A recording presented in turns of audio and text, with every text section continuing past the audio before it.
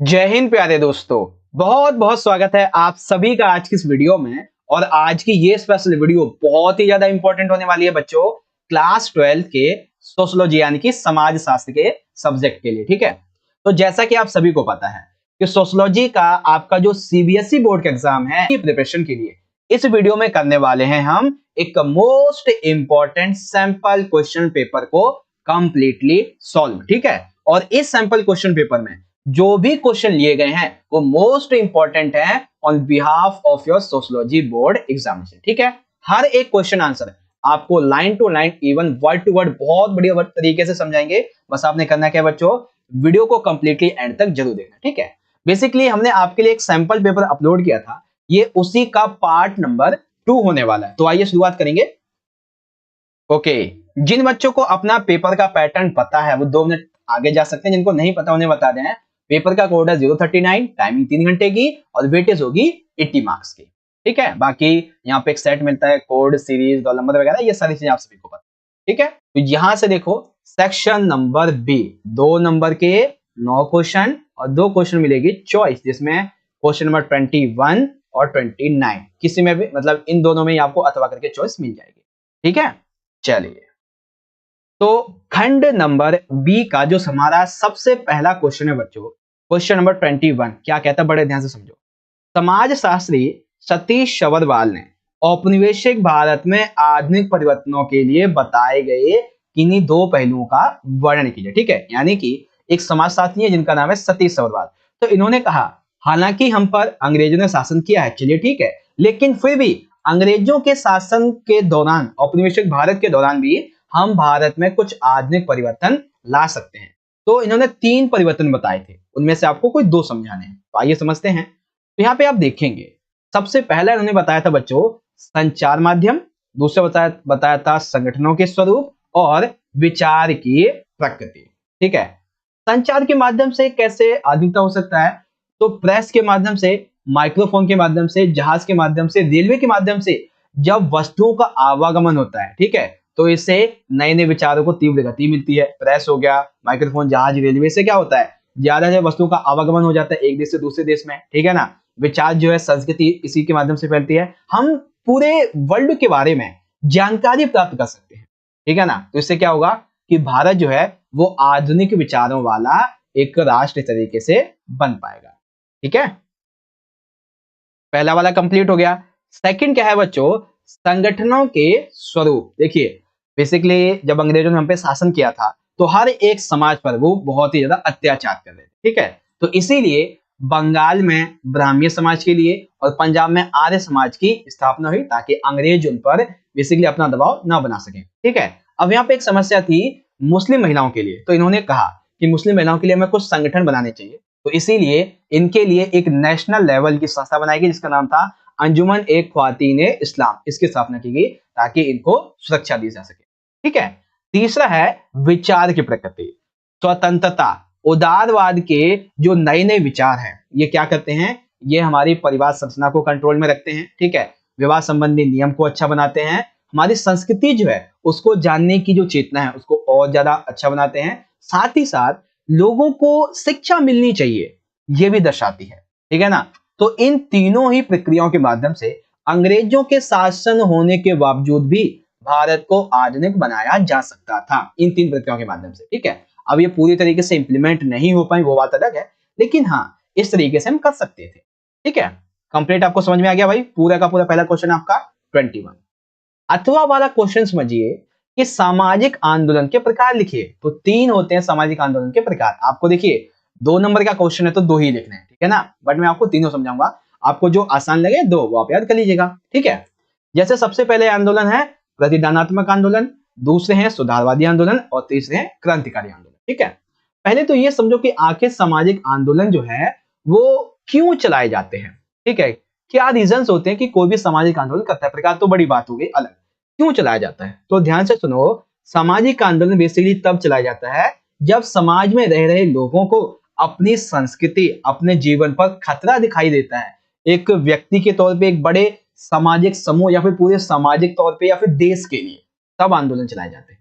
ठीक है, जिसमें पहले है प्रतिदानात्मक आंदोलन। ये कैसे होते हैं, ये ऐसे आंदोलन होते हैं बच्चों, ये उन लोगों के लिए होते हैं, वे लोग जो एकदम देश के प्रति, समाज के प्रति उनकी जो चेतना है, उनकी जो गतिविधियां हैं, वो एकदम दुरुस्त हो गए हैं, ठीक है ना। तो उसको अच्छा बनाने के लिए, जैसे कि केरल के इजावा समुदाय के लोगों ने नारायण गुरु के नेतृत्व में अपनी सामाजिक प्रथाओं को बदला था, ठीक है। तो लोगों की अपनी सामाजिक चेतनाएं जो है वो खत्म हो जाती हैं, तो वो आंदोलन करते हैं कि हमें एक साथ मिलकर अपनी जो संस्कृति है उसको बचाए रखना चाहिए, ठीक है। ये प्रतिदानात्मक होते हैं। फिर सुधारवादी आंदोलन आ जाते हैं, ये बहुत ज्यादा चलते हैं भाई, कि सामाजिक और राजनीतिक विन्यास को धीमे व प्रगतिशील चरणों द्वारा बदलना। सुधारवादी आंदोलन कैसे होते हैं? ये आंदोलन ऐसे होते हैं जो सामाजिक स्थिति को और राजनीतिक स्थिति को धीरे धीरे करके बदलना चाहते हैं। क्यों बदलना चाहते हैं? ताकि समाज के हर एक व्यक्ति का विकास हो सके, राजनीतिक लेवल पर सभी, चाहे अनुसूचित जाति हो, जनजाति हो या फिर बहुसंख्यक हो, अल्पसंख्यक हो, सभी को समान अधिकार मिल सके। जैसे कि 1960 के दशक में भाषा के आधार पर राज्यों का पुनर्गठन किया जाना, जिसमें आंध्र प्रदेश नंबर 1 पे आ जाता है। सूचना का अधिकार ये दिया गया था। तो ये ऐसे आंदोलन है, ठीक है ना, जो क्या कहते हैं, सामाजिक राजनीतिक आधार पर लोगों को बेसिकली समानता प्रदान करते हैं, ठीक है। ये सुधारवादी होते हैं। फिर आते हैं बच्चों क्रांतिकारी आंदोलन। ये कैसे आंदोलन होते हैं? सिंपल सी बात है, सामाजिक संबंधों में आमूल परिवर्तन करना तथा राज्य सत्ता पर अधिकार करना। सिंपल सी बात है, जैसे अंग्रेजों ने हम पे शासन किया हुआ था, ठीक है। तो जैसे कि महात्मा गांधी जी के द्वारा असहयोग आंदोलन, सविनय अवज्ञा आंदोलन, भारत छोड़ो आंदोलन और भी बहुत सारे आंदोलन चलाए गए, जो कि अंग्रेजी सत्ता को भारत से उखाड़ फेंकने का उसका टारगेट था।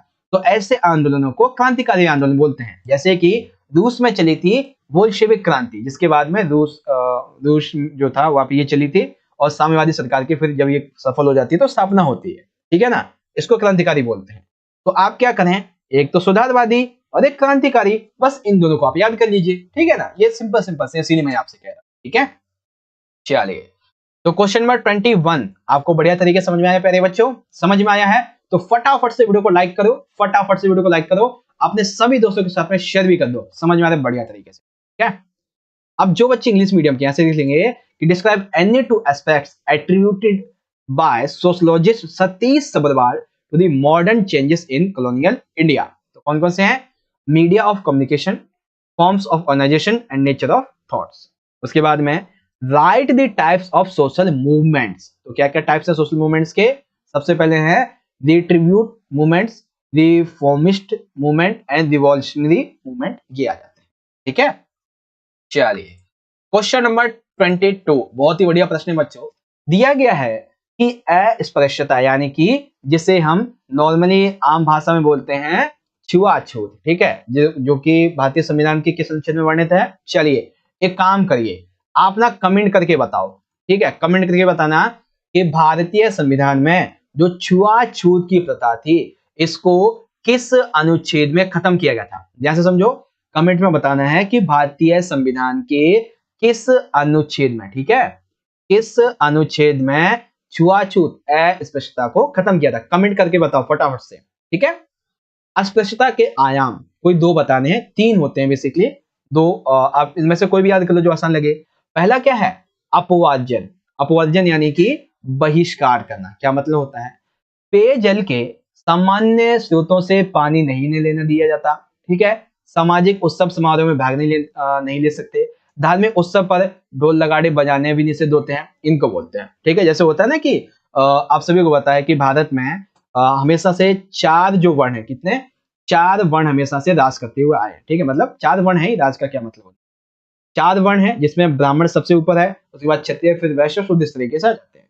तो जो ब्राह्मण है, ठीक है ना, वो शुद्र या फिर वैश्यों को अपने आसपास के जो पानी के स्रोत हैं वहां से पानी नहीं लेने देते, ठीक है। और समाज में वे लोग जो बेसिकली काफी निचले वर्ग के हैं, गरीब हैं, जिनको ब्राह्मण नीच समझते हैं, तो उनको किसी भी सामाजिक उत्सव में भाग भी नहीं लेने दिया जाता है। साथ ही साथ किसी भी, जब उनका खुद का धार्मिक अगर कोई उत्सव होगा ना, तो वहां पे भी ढोल लगाड़े नहीं बजाने दी जाते उनको, ठीक है ना। ये होता है बहिष्कार करना, ठीक। सेकंड क्या है? अनादर और अधीनता सूचक। इसका मतलब है कि टोपी या फिर पगड़ी उतारना, जूतों को उतारकर हाथ में पकड़ कर ले जाना, सिर झुकाकर खड़े रहना, साफ या चमचमाते हुए कपड़े नहीं पहनना। क्या मतलब है इसका? इसका मतलब ये अनादर यानी कि अधीनता सूचक कि कोई भी छोटा जाति का बंदा, ठीक है, वो बड़ी जाति बंदे के सामने जा रहा है तो उसे अपनी टोपी पगड़ी उतारनी होगी, जिसका सूचक ये होता है कि उसने उसकी अधीनता स्वीकार कर रखी है, वो उसके अधीन है, वो उसके सामने जूतों को उतार कर जाएगा, हाथ में पकड़ के ले जाएगा, पहन के नहीं जाएगा। तो वो जैसे ही बड़ी जाति का बंदा आएगा तो सिर झुकाएगा उसके सामने, ठीक है ना, कभी भी साफ साफ सुथरे कपड़े पहन के नहीं जाएगा, ठीक है। और तीसरा शोषण व आश्रिता, बेसिकली इसे हम बेगारी करना भी बोलते हैं, जिसके लिए उन्हें कोई पैसा नहीं दिया जाता है, बहुत कम मजदूरी दी जाती है। बेगारी आप सभी को पता है कि बिना पैसे काम करवाया जाना। तो समाज में ऐसे भी लोग होते हैं जिनके पास खाने तक के पैसे नहीं होते हैं, तो उनके साथ में ये जो अस्पृश्यता है वो ऐसे की जाती है कि उनसे बिना पैसे के काम करवाया जाता है, ठीक है। पैसा नहीं है या उधार दिया होता है, चुका नहीं पाते हैं इन रीजंस की वजह, ठीक है ना। तो बढ़िया तरीके से आपको समझ में आ गया कि कौन कौन से आयाम है, बहिष्कार, अनादर या अधीनता सूचक या फिर शोषण और आश्रित, ठीक है। चलिए इंग्लिश मीडियम के बच्चे देखेंगे कि write any two dimension of untouchability, तो क्या है, एक्सक्लूशन और बायकॉट, ठीक है, disrespectful and submissive and exploration and dependency, ठीक है, समझ गए बढ़िया तरीके से। चलिए अब देखिए इस क्वेश्चन को बड़े ध्यान से समझिएगा। धर्मनिरपेक्षवाद तथा पश्चिमी तथा भारतीय नजरिए को स्पष्ट कीजिए, यानी कि पश्चिमी जो कंट्रीज हैं उनका धर्मनिरपेक्षता के मामले में क्या विचार है और भारत जो है इसका क्या विचार है, ये समझाइए। तो पहले समझते हैं कि पश्चिमी नजरिए के अनुसार धर्मनिरपेक्षता का अर्थ क्या मतलब है। पश्चिमी नजरिए में चर्च या धर्म को राज्य से अलग रखा जाता है, ठीक है। पश्चिमी जो वेस्टर्न कंट्रीज होते हैं उसमें एक चर्च यानी कि धर्म की बात कर लेते हैं और राज्य यानी कि गवर्नमेंट, इन दोनों को डिफरेंट करके रखा जाता है। एक चर्च का यानी कि धर्म का अपना एक अलग शासन रहेगा, राज्य का अपना अलग शासन रहेगा, ठीक है। और साथ ही साथ वेस्टर्न कंट्रीज में जो धर्म होता है ये सत्ता के मामले में कभी हस्तक्षेप नहीं करेगा, ना ही तो सत्ता धर्म के मामले में कभी हस्तक्षेप करेगी, कभी भी नहीं, दोनों एक दूसरे में इंटरफेरेंस नहीं करेंगे, ठीक है, ये चीजें होती हैं। वहीं जब हम बात करते हैं बच्चों भारतीय संदर्भ की, तो भारतीय संबंध में इसका अर्थ उलट जाता है। क्या है भारतीय संदर्भ में धर्मनिरपेक्षता का मतलब? धर्मनिरपेक्ष राज्य वह है जहां किसी विशेष धर्म का अन्य धर्म की तुलना में पक्ष नहीं लेते। पर्टिकुलर ये कहें तो हमारी कंट्री इंडिया का कोई एक मूल धर्म नहीं है, वो और कभी होगा भी नहीं, और ना ही इंडियन गवर्नमेंट कभी भी एक धर्म के पक्षक बनेगी, कभी भी नहीं, ठीक है। भारतीय भाव के राज्य के सभी धर्मों को समान आदर दिया जाएगा और इसी कारण ये कहा जाता है कि भारत में जो सांप्रदायिक हिंसा वगैरह होती रहती है वो इसी का मेन रीजन है कि किसी भी धर्म को इन्होंने एक तरीके से बोलते हैं कि समान संरक्षण नहीं दिया है, ठीक है। और ये चीजें होती हैं। साथ ही ये भी देखा जाता है, जैसे उदाहरण के लिए मान लेते हैं कि हर धर्म के त्योहार पर सरकारी छुट्टी दी जाती है, ठीक है। समानता क्या है, चाहे हिंदू का कोई त्योहार हो, रामनवमी हो गया, दशहरा हो गया, होली होगी, रक्षाबंधन, दिवाली, हमेशा छुट्टी मिलती है। वही मुस्लिम धर्म में रमजान में जब उनका एक मैंडे होता है उस पर भी छुट्टी मिल जाती है, ठीक है ना। ईद के दिन छुट्टी मिल जाती है सभी को, चाहे हिंदू या मुस्लिम, सभी को छुट्टी मिल जाती है। तो भारत ने हमेशा इस चीज पे ध्यान दिया है कि कभी भी धर्म को लेकर कोई भेदभाव ना रहे, ठीक है ना, क्योंकि धर्म को लेकर भेदभाव हुआ तो पक्का है कि भारत में सांप्रदायिक हिंसा बहुत हद तक, बड़े लेवल तक होने वाली है, ठीक है। इसलिए इंडियन गवर्नमेंट हमेशा इस बात का ध्यान रखती है, ठीक है भाई। बढ़िया तरीके से आपको समझ में आ गया ना कि धर्मनिरपेक्षतावाद का पश्चिमी में और भारतीय नजरिए में कितना कितना डिफरेंस है, ठीक है। Explain the western and Indian perspective of secularism, तो according to western perspective and according to Indian context, इस तरीके से, ठीक है। अब इसी क्वेश्चन को थोड़ा और बड़ा करते हैं, ठीक है। क्वेश्चन नंबर 24, याद रखो बच्चों ये जो क्वेश्चन है जिसमें पूछा गया है पश्चिमीकरण तथा आधुनिकीकरण शब्दों का वर्ण कीजिए। ये क्वेश्चन वैसे आपका 4 नंबर में आएगा, ठीक है ना। पश्चिमीकरण क्या होता है और आधुनिकीकरण, अगर 2 नंबर में आएगा तो या तो आधुनिकीकरण पूछा जाएगा या तो पश्चिमीकरण पूछा जाएगा, दोनों में से कोई एक, लेकिन दोनों नहीं आएंगे 2 नंबर, ठीक है ना। तो एक साथ 2 की तैयारी भी और 4 की भी, एक तीर से 2 निशाने, ठीक है। चलिए पहले बात करेंगे बच्चों पश्चिमीकरण की। तो सिंपल सी बात है, ब्रिटिश शासन के तकरीबन 150 वर्षों के दौरान प्रौद्योगिकी, संस्था, विचारधारा, मूल्य परिवर्तन को पश्चिमीकरण का नाम दिया गया था। यानी कि जब ब्रिटिशों ने भारत पर राज किया था, तकरीबन 150 वर्षों के अराउंड लगभग की बात हो रही है, तो उस समय प्रौद्योगिकी में जो बदलाव आया, संस्थागत जो बदलाव आया, विचारधारा जो बदली, मूल्यों में जो परिवर्तन हुआ, उसको पश्चिमीकरण का नाम दिया गया। ठीक है। जीवन शैली एवं चिंतन के अलावा भी भारतीय कला और साहित्य पर भी पश्चिमी संस्कृति का असर पड़ा हुआ था। ठीक है। ऐसे लोग कम ही थे जो पश्चिमी जीवन शैली को अपना चुके थे, यानी कि ऐसा देखा गया था कि हालांकि अंग्रेजों ने ये तो पूरी तरीके से अपनी नीति लागू कर दी थी कि भाई फूट डालो राज करो। ठीक है। लेकिन उन्होंने देखा कि अगर ये भी मतलब हम सही से राज तो कर ही रहे हैं, एक काम करते हैं ना कि वेस्टर्न जो कल्चर है उसको भी इंप्लीमेंट करते हैं यहाँ पे। ठीक है। तो अंग्रेजों ने चाल चली, प्रौद्योगिकी, संस्था, विचारधारा और नए नए मूल्यों को समाहित किया भारत में। ठीक है। और भारतीय कला पर भी बहुत ज्यादा असर डाला। तो इससे पश्चिमीकरण जो था वो भारत में प्रवेश कर चुका था। ठीक है।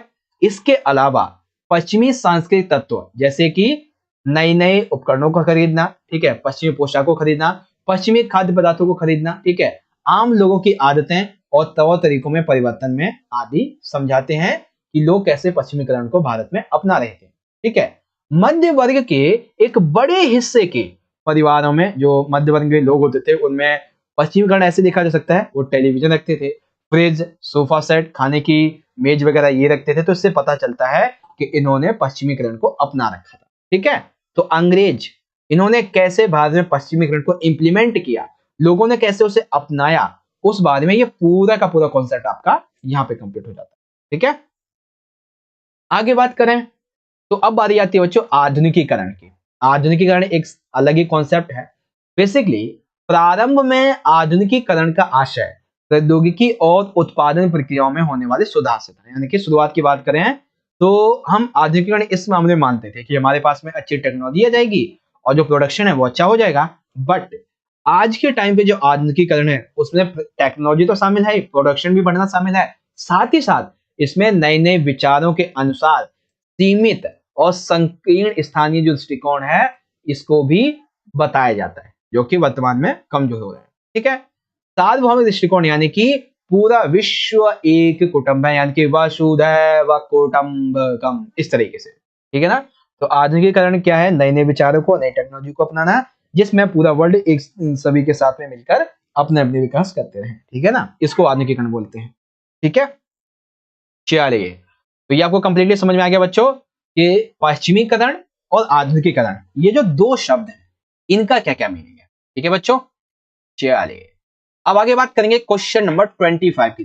2 नंबर का बहुत ही छोटा प्रश्न है, चाय की बागवानी का वर्णन कीजिए। ठीक है। चाय की बागवानी का क्या मतलब है।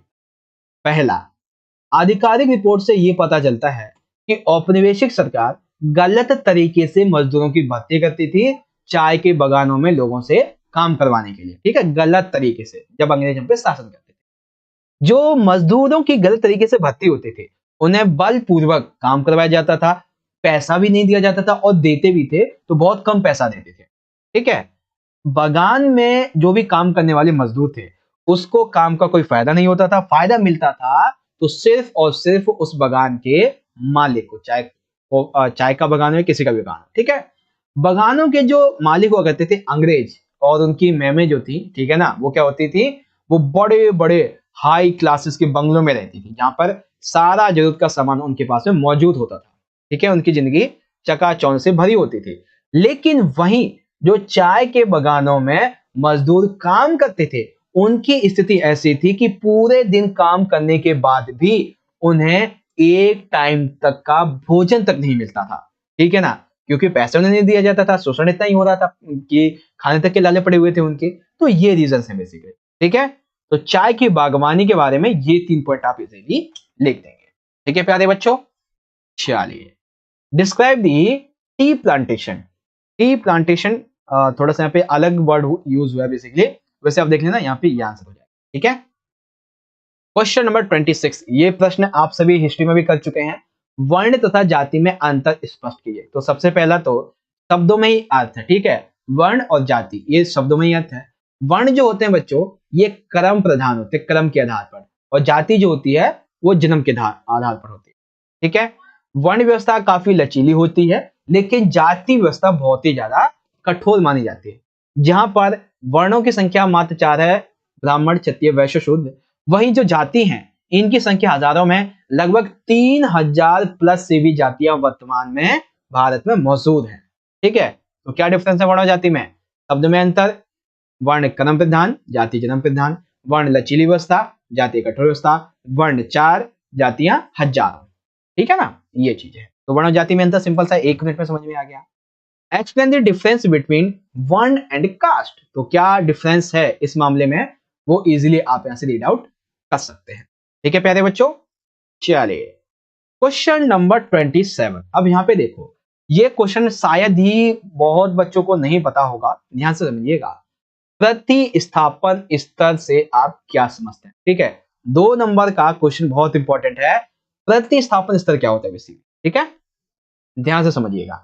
प्रतिस्थापन स्तर ये एक ऐसी अवस्था होती है जहां जितने बूढ़े लोग मरते जाते हैं, उनके खाली स्थान को भरने के लिए उतने ही नए बच्चे पैदा होते जाते हैं। ठीक है, प्रतिस्थापन स्तर का मतलब क्या हो गया कि एक पर्टिकुलर टाइम पीरियड में, जैसे मान लेते हैं कि 2023 में, ठीक है ना, पूरे के पूरे जैन से लेकर दिसंबर तक टोटल जो वृद्ध लोग थे, इनकी जनसंख्या में मृत्यु हुई है, मान लेते हैं कि 10 लाख। ठीक है, 10 लाख जो बूढ़े लोग हैं ये मरे हैं।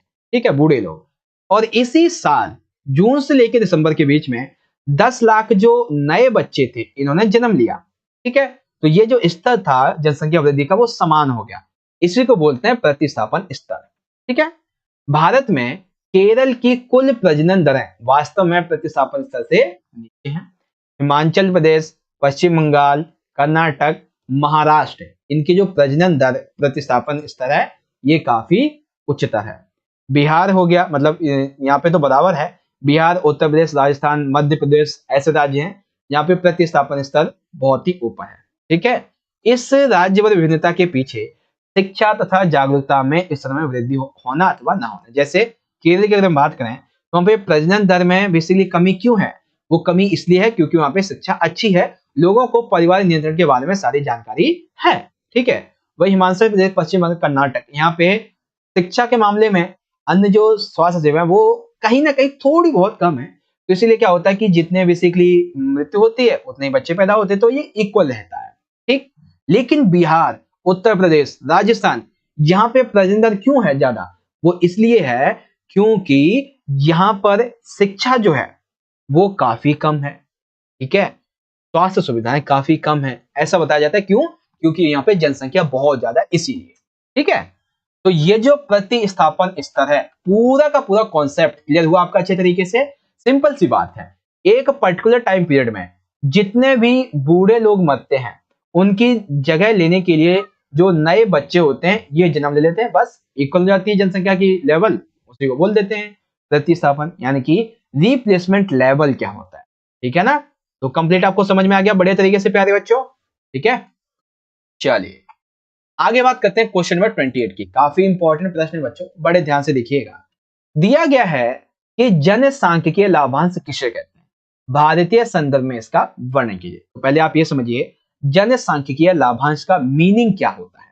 ठीक है, जनसांख्यिकीय लाभांश बेसिकली जब कार्यशील लोगों की संख्या पराश्रित लोगों की संख्या से अधिक होती है तो वहां अधिक वृद्धि होती है, अर्थात पराश्रिता अनुपात कहता है, इसे ही जनसांख्यिकीय लाभांश कहते हैं। मुझे पता है कई बच्चों को समझ में नहीं आया होगा, चलिए दोबारा पढ़ेंगे हम इसको। देखो, जनसांख्यिकीय लाभांश बेसिकली जब कार्यशील लोगों की संख्या पराश्रित लोगों की संख्या से अधिक होती है, मतलब ऐसे लोग जो काम कर रहे हैं ये ज्यादा हो, ठीक है, और जो काम नहीं कर रहे हैं उनकी जनसंख्या कम हो। ठीक है ना, तो वहां पर अधिक समृद्धि होती है, अर्थात पराश्रिता अनुपात वहां पे गिरता है। यानी कि जब लोग कम बेसिकली किसी पर आश्रित है तो इसको क्या बोलेंगे? इसको जनसांख्यिकीय लाभांश बोलेंगे, क्योंकि जो लोग जितना पैसा कमाएंगे वो थोड़ा बहुत सेव भी कर पाएंगे। क्यों भाई? क्योंकि लोग उन पर ज्यादा आश्रित नहीं होंगे। ठीक है, इसलिए भारत में ये जो जनसांख्यिकीय लाभांश है इसका क्या मीनिंग है उसको समझेंगे। जनसांख्यिकीय संरचना में जनसंख्या संक्रमण की उस अवस्था को जिसमें कमाने वाले यानी कि 15 से 64 आयु वर्ग की जनसंख्या ना कमाने वाले अर्थात पराश्रित वर्ग यानी कि 15 से कम और 64 से अधिक आयु वर्ग की तुलना में अधिक हो तो उसे जनसंख्या के लाभांश बोलते हैं। ठीक है ना, सिंपल सा। अब आप अच्छे तरीके से समझ गए कि देखो, एक तरफ तो वो लोग हैं, ठीक है, जो कि क्या है, काम करते हैं, ठीक है, जिनका आयु वर्ग कितना है, 15 से 64, ठीक है, और एक वो लोग हैं जो काम नहीं करते हैं, ठीक है, इनकी इनकी आयु कितनी है, 15 से कम और जो 64 से ज्यादा, ठीक है। तो 15 से कम वालों को काम करने भी नहीं देते, 62 नहीं माना जाता है यहाँ पे, फिर ठीक है, 64 से फिर ये रिटायरमेंट की आयु तक पहुंच जाते हैं।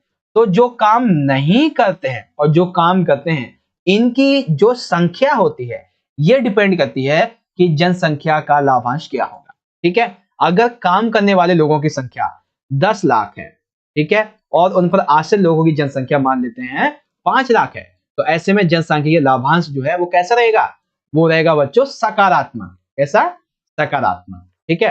एक एग्जांपल ही दे देता हूं, आपके घर में टोटल 5 फैमिली मेंबर्स हैं, ठीक है, जिसमें से मात्र एक ही व्यक्ति कमा रहा है, तो लाभांश क्या अच्छा होगा, ये ऋणात्मक हो जाएगा, माइनस में जाएगा, ठीक है। वहीं 5 लोग हैं, पांचों के पांचों काम कर रहे हैं, तो ये धनात्मक में चला जाएगा। तो ये चीजें होती है, ठीक है।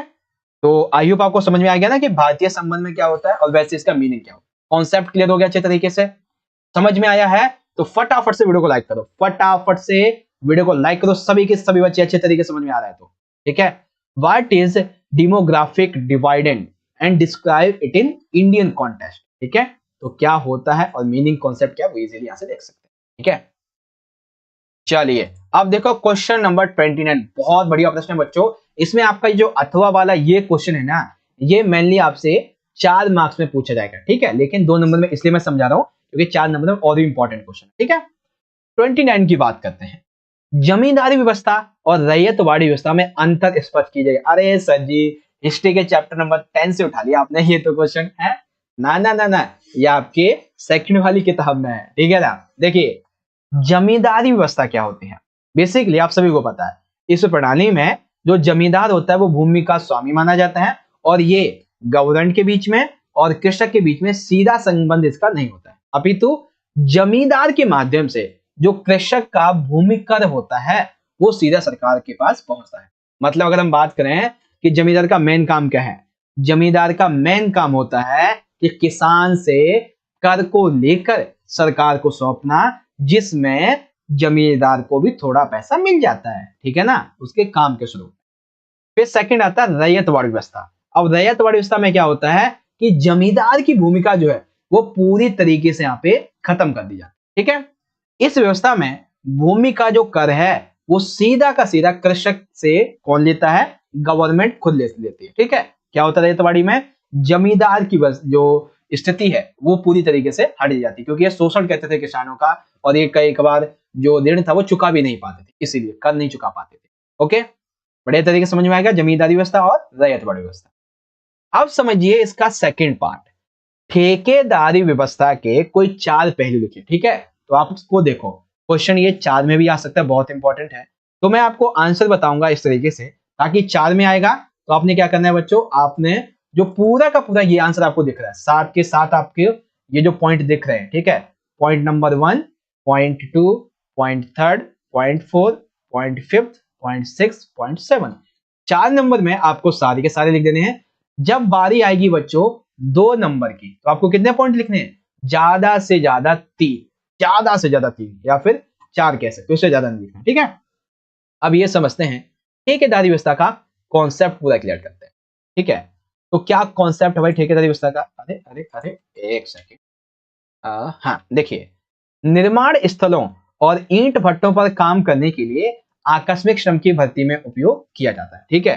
ठेकेदारी व्यवस्था का उपयोग कहां पे होता है, ऐसे निर्माण स्थल जहां पे श्रम एकदम जल्दी से चाहिए होता है, इन पे ईंटों के जो भट्टे हैं यहाँ पे काम करने के लिए श्रम एकदम अधिक जल्दी से चाहिए होता है, ठीक है, श्रमिक भी और काम भी, तो वहां पे इसका उपयोग किया जाता है, ठीक है। ठेकेदार क्या करते हैं, ठेकेदार गांव गांव जाकर ये पूछते हैं कि तुम्हें काम करना है, मैं इतना पैसा दूंगा, चलो मेरे यहाँ पे लग जाओ, मेरा घर बन रहा है, मेरे तरफ से ये जो काम है वो किया जाता है। जैसे आपको अपना घर बनवाते हैं तो ठेका दे देते हैं, ठीक है, उसको कंस्ट्रक्टर को काम दे देते हैं, बस बोलते हैं कि बस इतने दिन में मुझे पूरा चाहिए, वो करके दे देता है, उस हिसाब से आप पैसे दे देते हैं, वही यहाँ पे भी जाता है, ठीक है।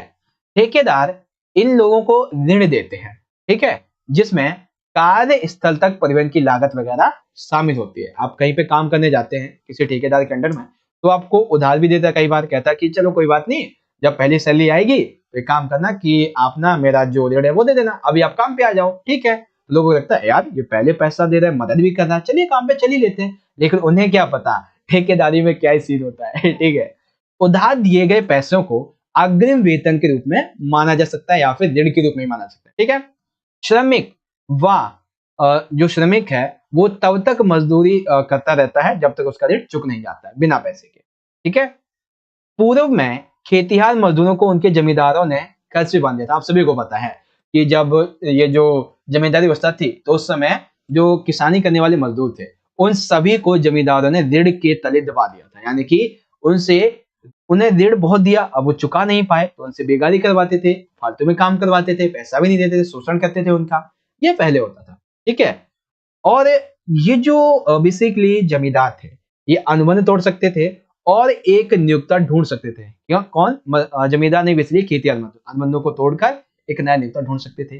कभी कभी पूरे परिवार जब ऋण नहीं चुका पाते थे तो वो पलायन कर जाते थे उस एरिया से। ठीक है, लेकिन कई बार जिसकी होता है ना कि आपने एक कहावत सुनी होगी, वैसे वो मेरे को कहावत अभी याद नहीं आ रही है याद आएगी तो बताऊंगा। उसमें ये होता है बेसिकली कि जिसके बेटे या फिर बेटी जो है वो समृद्ध हो जाते हैं, ठीक है, पैसा अच्छा कमाने लगते हैं, तो उनके माता पिता को टेंशन की जरूरत नहीं होती, ऐसा कुछ है। ठीक है, तो कई बार ठेकेदारी व्यवस्था में ये देखा गया था पुराने टाइम पे जब जमींदारी व्यवस्था थी, तो किसी किसी के ना बेटे वगैरह जो थे वो किसी भी तरीके से राज्य के जो राजा वगैरह होते थे ना वहां पे कुछ काम करने लगते थे। ठीक है, या फिर कुछ अच्छा काम कर लेते थे अपना, तो वो अपने माता पिता की मदद कर पाते थे इस ठेकेदारी व्यवस्था के अंतर्गत। ठीक है, तो ये है ठेकेदारी व्यवस्था का पूरा कॉन्सेप्ट। ठीक है, तो आई होप आपको ये वाला पॉइंट भी बहुत बढ़िया तरीके से समझ में आ चुका हो।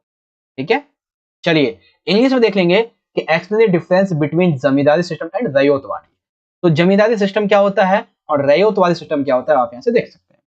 Second, right any 4 aspects of contracting system. तो कॉन्ट्रैक्टिंग सिस्टम के जो 4 एस्पेक्ट्स हैं वो क्या क्या हैं, वो इजीली आप सभी यहां से इसको पढ़ सकते हैं। ठीक है प्यारे बच्चों, इस तरीके से आज का हमारा ये वीडियो, आज का ये सेशन हो जाता है कंप्लीट। ठीक है, जिसमें हमने आपको बहुत ही बढ़िया बढ़िया और बहुत ही इंपॉर्टेंट जो क्वेश्चन थे सेक्शन नंबर बी में, वो आपको बहुत अच्छे तरीके से समझा दिया। ठीक है, और जो भी क्वेश्चन यहाँ पे लिया गया है बच्चों वो काफी इंपॉर्टेंट है on behalf of your sociology board examination. ठीक है, कि आप सभी को ये वीडियो कैसी लगी लाइक करके जरूर बताना। ठीक है, लाइक कीजिएगा क्योंकि आपका एक लाइक हमारे लिए बहुत ज्यादा मोटिवेशन का काम करता है। साथ ही साथ इससे अपने सभी क्लासमेट्स के साथ में ज्यादा से ज्यादा शेयर भी जरूर करें। ठीक है, चलिए मुलाकात करेंगे आपसे अगली वीडियो में, तब तक के लिए आप सभी पढ़ते रहिए और अपना अच्छे से ख्याल रखिएगा। ऑल द बेस्ट एग्जाम के लिए, बहुत बहुत धन्यवाद। जय हिंद, वंदे मातरम।